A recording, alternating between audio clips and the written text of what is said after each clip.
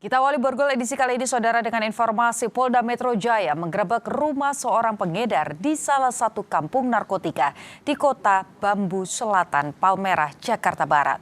Saat digeledah, polisi menemukan 4,2 gram sabu yang disembunyikan di dalam sepatu.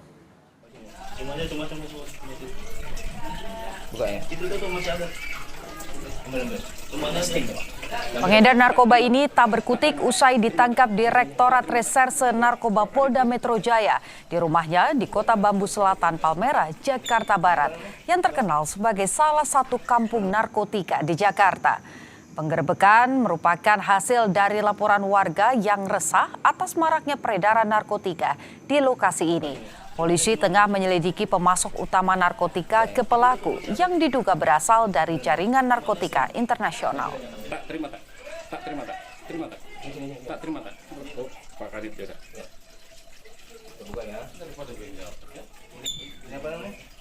Kami mengamankan tersangka inisial AS di wilayah Palmerah, Jakarta Barat dengan barang bukti narkotika jenis sabu seberat 4,20 gram.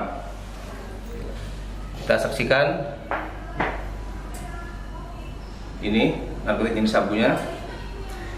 Kemudian ada sepatu, jadi barang buktinya ditaruh di dalam sepatu.